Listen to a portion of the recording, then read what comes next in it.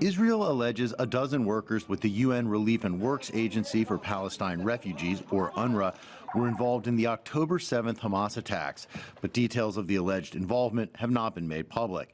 The UN says it is fully investigating the allegations. The Secretary General has been briefed by the Commissioner General of UNRWA, Philippe Lazzarini, regarding extremely serious allegations which implicate several UNRWA staff members in the terror attacks of October 7th in Israel.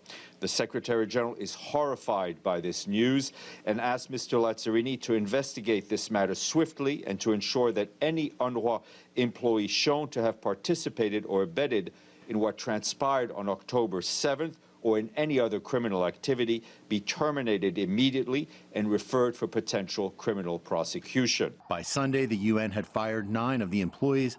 1 was confirmed dead, and the remaining 2 had not been identified. In response to the allegations, at least 8 countries, including the US, UK, Canada, and Germany, have paused some funding for the agency. We have suspended any outlying or yet to be allocated funds for UNRWA, the UN Relief and Works Agency.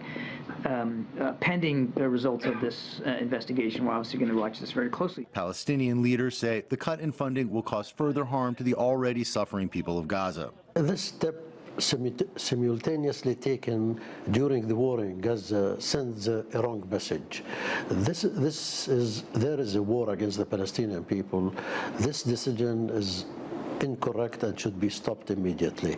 We urge all these countries to repay the UNRWA because it's a humanitarian issue. Prior to the October 7th attacks by Hamas, UNRWA had about 13,000 workers in Gaza and says more than 2 million people rely on the agency simply to survive from day to day. The UN defends the work of the agency and is calling for a resumption in funding. Without aid from UNRWA, the already dire situation is likely to get even worse. Jim Spellman, CGTN, Washington.